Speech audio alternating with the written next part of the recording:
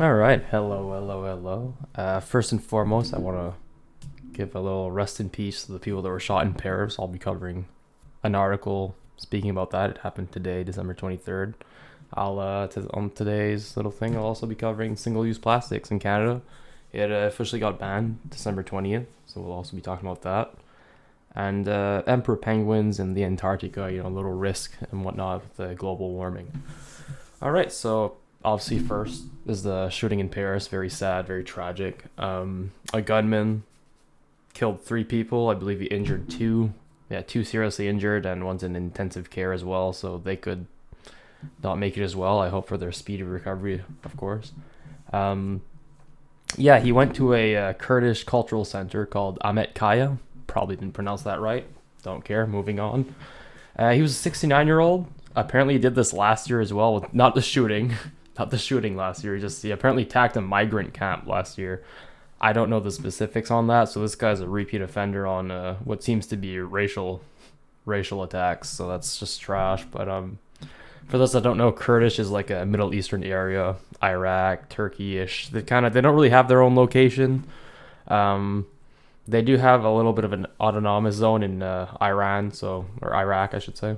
That whole area, they're kind of a little bit all over the place. They have been looking for their own independence and whatnot, just in general. But anyways, yeah. So this guy went to a cultural center for that, and just opened fire, I guess. Obviously, there's not that much details as of now because it just happened.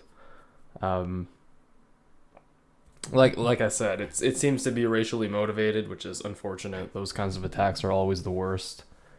There was a riot after it happened. The police had to tear gas the mob to get them out, which I think it's their right to be mad that somebody from their communities were shot in public. Like there was a hairdresser across the road, there was a restaurant to the right. This was a public area. This was not just secluded somewhere. Like this was in the open, and it was in that Kurdish area, and they felt like their community was attacked, rightfully so. So unfortunately, yeah, there's three dead. Like I said earlier, it's sad. People were saying from testimonies or whatever from the people that were there, they were locking the doors and stuff and just hiding in whatever building they were in, which completely makes sense. Not a problem at all. But the cop said that he was openly arrested and there was no more danger, so everybody's safe.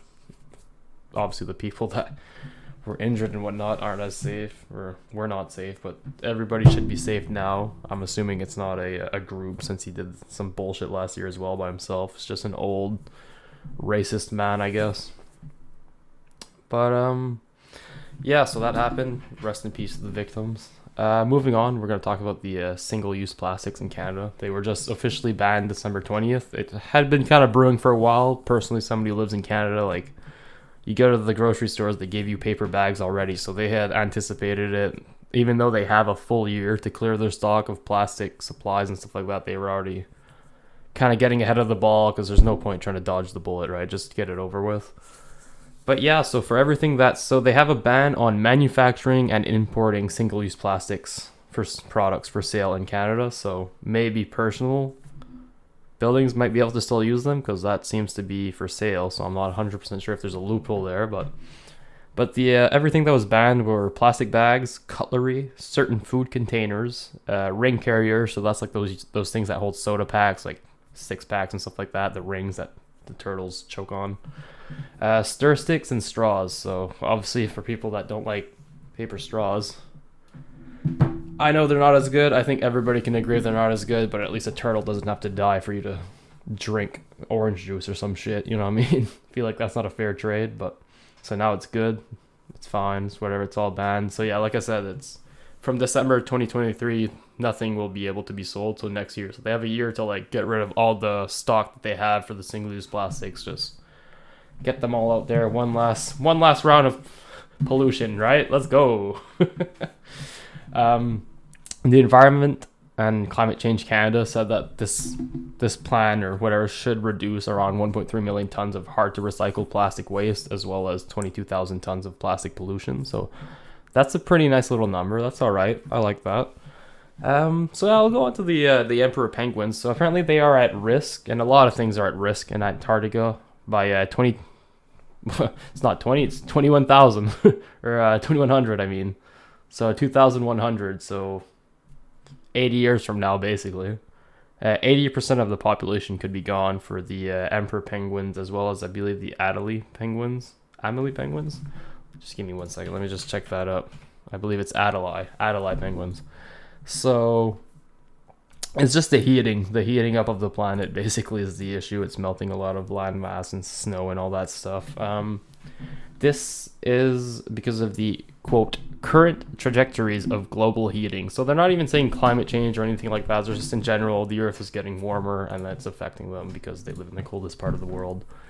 28 institutions, 12 countries identified this. They said other seabirds, like I said, the Adelie penguins, and they also said soil nematodes, which is basically like your little worms and stuff.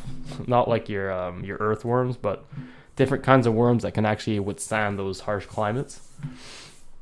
They've already been kind of brewing up different kinds of plans and seeing what could work. One of them was a USD $23 million yearly could actually benefit 84% of Antarctic organisms.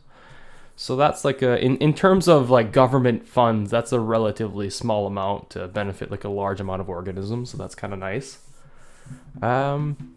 Let's see what else we have here. They were talking about how it's very unique, the continent, because it's not like there's a lot of people living there or anything around. But as of late, there has been more tourist kind of things in the Antarctic and more research being done. So that in itself also contributes to warming up the Antarctic. So that's not as fun. So they have their main plans, like if you take away the Earth and just focus on Antarctic itself, was just limiting human activities. Seem to be like the easiest management strategies. Let's just remove humans from that area and just have very limited amount of it, which I mean I feel like we already do, but I guess they might impose more rules, I suppose.